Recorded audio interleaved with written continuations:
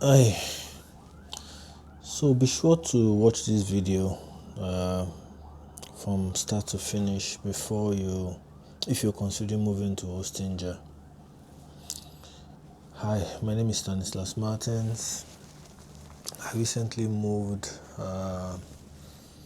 some of my websites to Ostinja after recommendation from a friend, and this is pretty much my experience.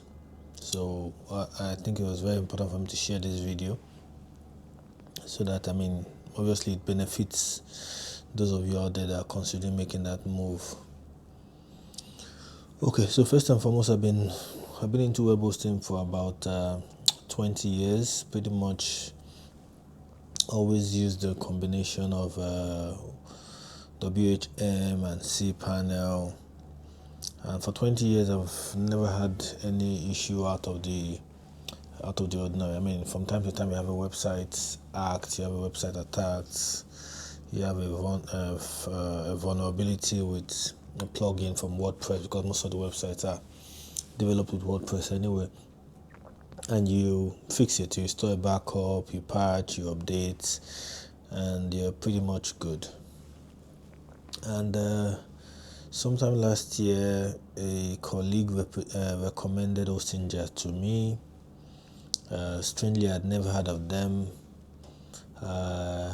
Took a look at their user interface. It was pretty much fantastic. I loved it, and at the point I could swear by it. I loved it because it was intuitive, it was pretty straightforward, it was clean, and I loved how they had integrated so many features that normally would have paid for into the whole solution. So I absolutely loved it. It wasn't so expensive as well.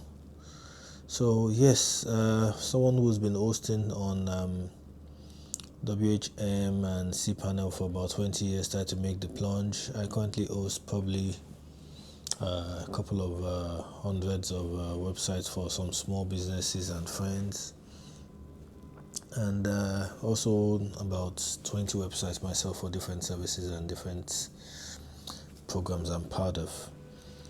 So rather than trying to move some of my client websites, I decided to try using my own properties, my own platforms as well. And over a space of I think 2-3 days, I was able to move about 19 websites. The beauty is migrating from your regular cPanel to Ostinja was pretty straightforward. Everything happened in minutes. It was lovely. And all through last year, the experience, the website, everything was fantastic. I swore that this was the best hosting solution possible. And it probably still is. Things started to go nuts.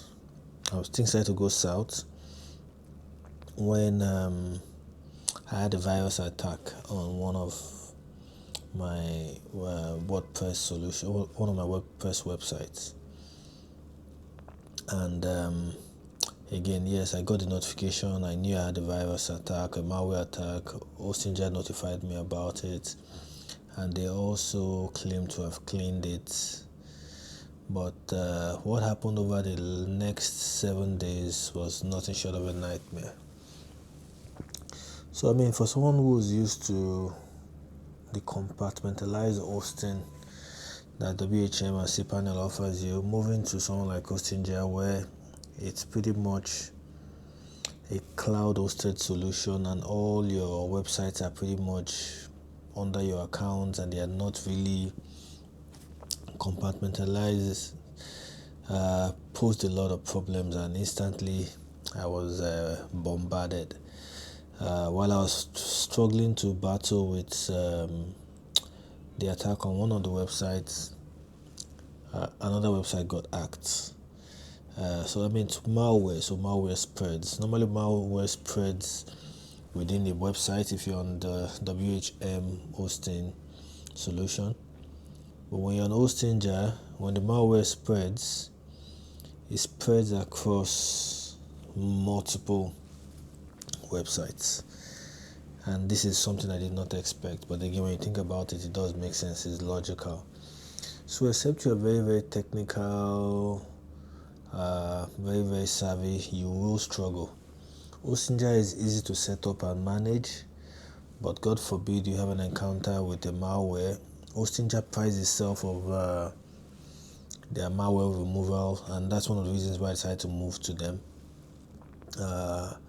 But again, that malware remover failed me. I mean, I get notifications in the panel in the dashboard telling me that yes, the malware has been removed. But my website, every single day I begin to get one issue after the other.